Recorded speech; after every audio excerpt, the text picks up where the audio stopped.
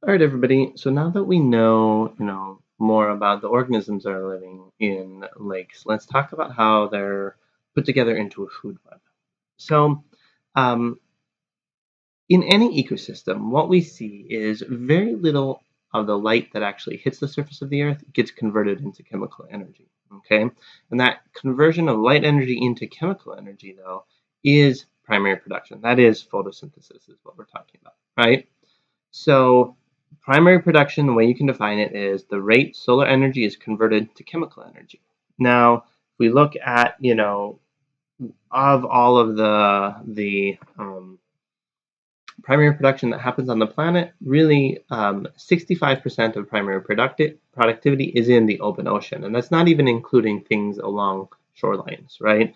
We basically have a ton of open ocean with a bunch of really tiny little plankton, and that is what is driving the primary productivity on the planet.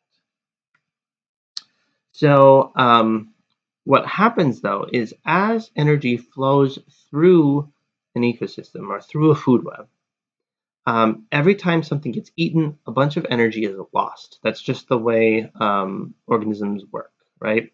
So you can analogize this to a car engine, right? So cars take chemical energy, gas, and turn it into kinetic energy moving forward, okay? But a lot of that energy is actually turned into heat. This is one of the reasons why internal combustion engines are not very efficient. Um, a lot of that energy that is produced in that by the explosion of the gasoline is heat, and that's like waste, and we don't use that. And the same thing happens with organisms. As we eat energy, as long as we use energy, maybe I shouldn't just say eat, but as long as we use energy, so if you take sugar, eat it, put it into your body, the breakdown of that sugar into um, usable energy creates a lot of waste. About half of what we eat is just pooped out, unchanged. And then about 35% of the energy that we eat, that we absorb and use, is lost as heat. And on average, what we see is only about 15% of the energy goes into like actually our body. Now, what that is actually for warm-blooded organisms, it's about 10% of the energy. For cold-blooded organisms, it's about 20% of the energy. So can average that out somewhere around 15. But because of that loss every step of the way, when we go, so this little pyramid diagram has 10,000 joules of energy within the primary producers. I don't know how big this area is that we're talking about. That's actually not that much energy, but they're just having a little unit on it. As even if all of these flowers were to get eaten, and we go to this next step, what we'd see is the grasshoppers would only have about 1,000 joules of energy within them, because a lot of that energy that was in that plant gets pooped out, gets lost as heat. Okay, so we have kind of like a 10% rule where we only have about 10% of the biomass in the next higher trophic level. And then, so for mice here, you only have 100 joules. For snakes here, the tertiary consumer, you only have 10 joules. So what this means is because you lose at every step, the producers must be in the highest abundance or the highest biomass. But when we look at a lot of lakes, we don't see this. What we see is this. I know these are sharks and dolphins here, but what we see is an inverted pyramid. If you go and weigh all the big fish, you get a lot of big fish in a lake, and then a little bit less of small fish, herbivorous fish, or herbivorous invertebrates, and then the algae here. And these are zooplankton, but let's pretend they're algae. Algae are going to be in lowest abundance or lowest biomass, and this is grams per square meter. And that's confusing, right? Because this inverted pyramid in an aquatic ecosystem is, kind of opposite. It's exactly what we said couldn't happen compared to this. So what's going on here? Well, what we see is that predators are longer lived, they grow slowly, and why they don't have a lot of energy going into them, they do hold it onto it for a long time, and they use it slower. On the other hand, plankton are low biomass. They grow really quickly and die really quickly. And they have really high metabolism, so the amount of energy flowing through that trophic level is really high. So if rather than looking at biomass, so this thing here is looking at biomass here, right? And this is also looking at biomass. But if you change this idea of, let's not talk about biomass, but let's talk about like amount of energy flowing, so we can call that energy flux, energy fluctuations. Uh, there's more energy flowing through the algae than there is the zooplankton, than there is the small fish, than there is the big fish, right? So, you know, this maybe the ecological pyramid should be looking at how much energy is flowing through the pyramid rather than how much biomass is available at each trophic level. So when we look at trophic levels, though, we see that there's way more trophic levels in an aquatic ecosystem. So in a lake, you oftentimes have like 5 real trophic levels. So it's algae, zooplankton, zooplanktivorous fish, or fish that eat small fish, and then fish that eat bigger fish. Okay, so here we have mosquito fish, yellow perch, and then walleye, right? Now that's a lot more, two whole trophic levels more compared to the African savanna where we basically have grass, wildebeest, and lions. Now you can switch the identity of these of trees and elephants and lions or cheetahs or leopards or any of the antelope species, but you still only have basically 3 real trophic levels. Now that's not necessarily true because you could say the parasites on the lions are trophic step 4, and then the things that eat the parasites off the lions are trophic step 5. But ecologically speaking, those aren't really important, and you could say the exact same thing over here, where there are parasites on the walleye too, so that would be level 6, right? Let's just not really count those because those don't really have a significant biomass. So I'm talking about like real trophic levels. Now, why do we have more trophic levels in an aquatic system? It has to do with a variety of things. One of the things is residence time.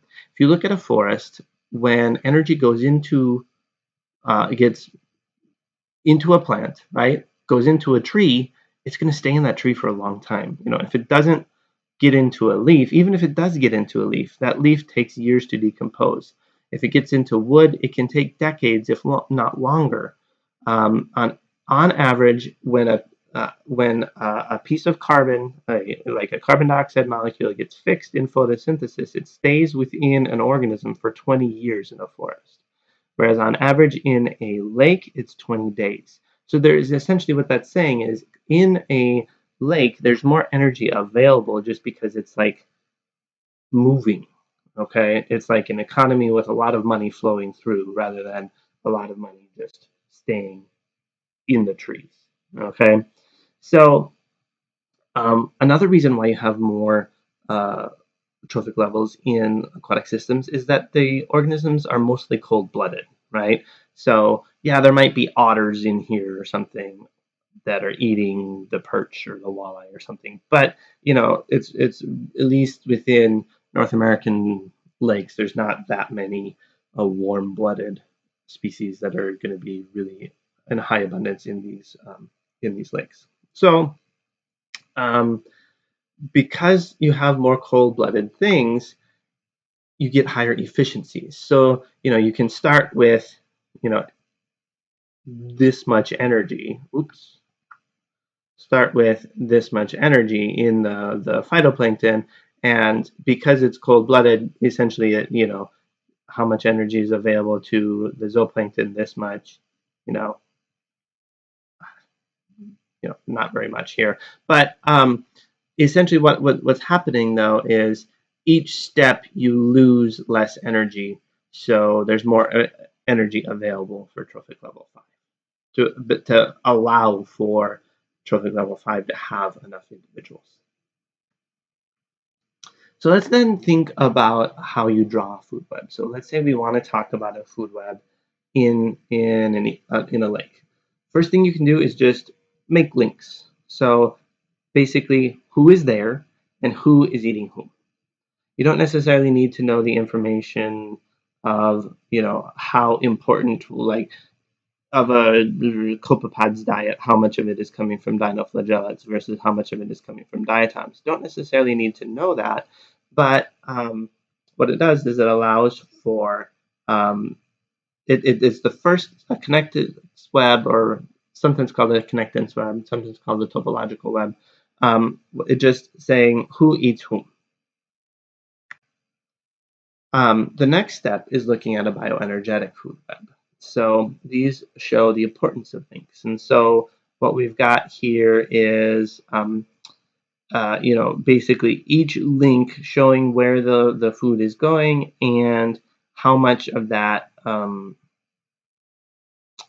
much energy is flowing in individual things. So if you look at like this grasshopper, what we can see is, what is the grasshopper eating? And it eats, yes, it eats leaves from this grass and this tree, but the thickness of this arrow says like the majority of that that the grasshopper's diet is really coming from those grasses. And then who is eating the most grasshoppers, and it's this mouse, because this is the thickest arrow coming from that grasshopper, right? So we can look at the importance of each link based on how much energy is flowing. But there's not necessarily, this is still a static picture. What you really need is a functional food web where we have, a summer food web and then compare that to a winter food web and see how, like where do the ants go, right? Like in the winter, the ants are not going to be an important part of the food web. They're essentially going to be, they'll still be there in their tunnels, but they're not interacting within that food web. So it tells us you can kind of go from a connectance web that just says who eats whom to an energetic web looking at who eats whom and how much of each thing are they eating, to then a functional web, which is looking at how much each thing is eating and how that changes through time. So how do you study food webs? Well, you could just measure the amount of calories, right?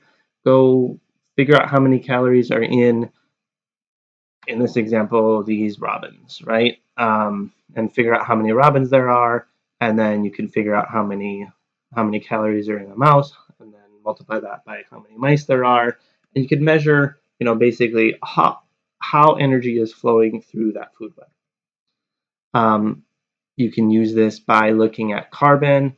You can do it by looking at energy, how much carbon is fixed per time, and how that is transferred through the different food webs. You can figure out who is eating whom. So you can look based on gut contents. So this is a northern pike where its stomach has been basically slit open after someone caught it, and they say, well, what's this thing been eating? Oh, it's been eating a bunch of crayfish, right? You can watch what this northern pike is eating, and I show this GIF in a couple of my classes where it comes up and eats that little baby duck. Feel bad for the duck mother, but I guess I feel good for the pike too. So we can look at what it's recently been eating, but that's just a snapshot. So one of the ways that we're getting into figuring out who is eating whom over time is by using this thing called stable isotopes. Now, I'll go into that in a second, but what I want to say is stable isotopes are good for some things. It's not necessarily the best way to create a food web. It's integrative, but less precise. All right, so what are stable isotopes? Okay, when you look at the periodic table, what you'll oftentimes see is something like this, right? Where we have the atomic number and the mass number, and then the symbol for what it is, right? Now, carbon has 6 protons and 6 neutrons. That's what we're always taught. That's correct, but it's also leaving out some stuff. Carbon is actually a mix of different isotopes of carbon-12, carbon-13, and carbon-14. They all have 6 protons, but carbon-12 has 6 neutrons, carbon-13 has 7 neutrons, and carbon-14, 8. So when we look at this 12.011, what we see is, well, most of the carbon must be carbon-12, and actually very little of it is carbon-13 and carbon-14. Carbon-14 itself is radioactive, so it's not what we call stable. Carbon-13 is not radioactive. A carbon-13 molecule or atom that was produced in the sun a billion years ago, in another billion years, is still going to be carbon-13. Okay? Nitrogen is the same, where nitrogen 14 is stable. Also, nitrogen 15 is stable, but again, most of the nitrogen in the world, in the universe, is nitrogen 14. So that extra neutron, what does that do? So we're going to talk about carbon-12, carbon-13, nitrogen 14, and nitrogen 15. What does that extra neutron do? What it does is it makes the atom a little bit heavier. Heavier things react more slowly. So when it goes through chemical reactions, oftentimes what we see is after we're done with a chemical reaction, we often, if you have like carbon flowing through, or let's maybe more concentrate on nitrogen. If you have a bunch of nitrogen flowing through a system, at the end you might be left over with a higher proportion of nitrogen 15 because those nitrogen 15s never really reacted or reacted more slowly. So we can kind of make an analogy. Think about a chemical reaction as these kids jumping on the trampoline. And what you have is, as these big kids jump on, the heavy elements stay on the trampoline and the lighter elements get flung off. Okay? And what we're left with at the end of a chemical reaction, a higher abundance of that original nitrogen 15. So, what you can look at is within a food chain, nitrogen 15 is really correlated with trophic level. Okay, so think about what happens. This primary producers are what we call depleted or light in nitrogen 15. Basically, they have a lower proportion of nitrogen 15 than a predator. Okay, so let's say, and this is not correct, right? But let's say primary producers are 1% nitrogen 15. So N15, 1%. Okay. Now what's going to happen is, let's say this fish is eating those plants. Okay. What's going to happen is there's going to be a continuous flow of nitrogen, 99% nitrogen 14 and 1% nitrogen 15 going into this fish through its food. But what's going to be coming out is going to be, let's say, 99.8% nitrogen 14. Now, why is that? So if you eat this plant, if this fish eats this plant, all of the nitrogen goes into the body. But then as it's peeing out its urea, right, like its urine, that's going to be nitrogenous waste with nitrogen in it. And because the nitrogen 14 reacts faster, the fish is going to pee out more of the nitrogen 14 than the proportion of what it ate. So what that means then is the nitrogen 15 is going to be higher. So this might be something like 4% nitrogen 15. So we have here this del nitrogen 15 per mil. So this symbol here is kind of like percent. Percent is 1 out of 100, right? Percent per mil. Mil is a million. 1,000. And so this funny little symbol here is actually looking at 1 out of 1,000. So we're talking about really, really, smaller numbers than this, like 1% and 4%. But again, this will happen again, and we'll get something like 7% or 7 per mil nitrogen 15 in the top predators. Okay, and then so what we can do is we can look at the amount of nitrogen 15 in an organism and figure out what trophic level it is in. Now, what if we want to find food sources? Here's where we use carbon. So carbon, um, what I kind of say is you are what you eat, okay? And different food sources have different levels of carbon 12. So this plant here is light. So there's like um, little C13, not very much carbon 13. And here there's lots of carbon 13, okay? Now, this often correlates with something like C3 and C4 plants. It's just the way the metabolism works is that C4 plants preferentially hold on to more carbon 13. I don't really want to get into why right now. But okay, so primary consumers then are eating these plants. And what we see is there's a slight shift going up the trophic level, but it's essentially you are what you eat. So because this, maybe I should put the, nitrogen 15 schedule. Oops, I'm trying to draw sideways. This is not working.